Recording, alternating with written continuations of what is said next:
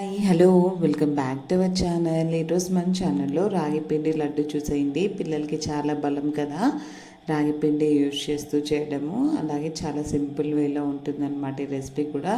ప్రతి ఒక్కరు ఈజీగా ఒక 10 మినిట్స్లో ఈ రెసిపీ చేసేయచ్చు. ఇంకా రెసిపీలోకి వెళ్ళిపోదాం. ముందుగా ఒక కప్పు రాగి పిండి, అలాగే బాదము, అలాగే జీడిపప్పు, శనగకాయ పప్పులు తీసుకోవాలన్నమాట. శనగకాయ పప్పుల్ని మంచిగా లో ఫ్లేమ్లో ఫ్రై చేసుకోండి. తర్వాత కొంచెం నెయ్యి వేసి జీడిపప్పు, బాదం కూడా మంచిగా లో ఫ్లేమ్లో ఫ్రై చేసేసుకోండి. పప్పులు అనేటివి ఖచ్చితంగా లో ఫ్లేమ్లోనే ఫ్రై చేసేసుకోండి. మరి ఎక్కువ మాడిపోకుండా జాగ్రత్తగా ఫ్రై చేసేసుకోవాలన్నమాట. మాడిపోతే లడ్డు అనేది కొంచెం మాడిపోయిన స్మెల్ వస్తుంది.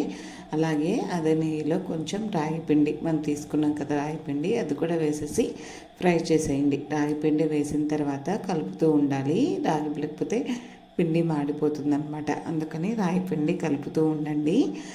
తర్వాత మనం ఇక్కడ తీసుకున్నాం కదా శనగకాయ పప్పులు, అలాగే జీడిపప్పు, బాదం అన్నీ మిక్సీ పట్టేసుకోండి. కొంచెం నేను స్మూత్గానే పట్టాను. మా ఇంట్లో చిన్నపిల్లలు ఉన్నారు కదా, మళ్ళీ కొంచెం కష్టం అవుతుందని.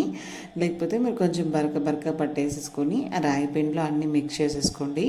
తర్వాత ఇక్కడ 1 కప్ రాగి పిండి తీసుకున్నాం కదా, అలాగే జీడిపప్పు, బాదం అన్నీ తీసుకున్నాం కదా, అందుకే ఒక ఫుల్ కప్ వచ్చేసి బెల్లం తీసేసుకోండి. మీకు కొంచెం ఎక్కువ కావాలన్నా తీసేసుకోవచ్చు. బెల్లం తీసేసుకొని మంచిగా కొంచెం ఉంట పాకంలాగా రావాలన్నమాట. అలా వచ్చిన తర్వాత మనం పిండి కొంచెం కొంచెం వేస్తూ పిండి అంతా మంచిగా కలిపేసేసుకోండి.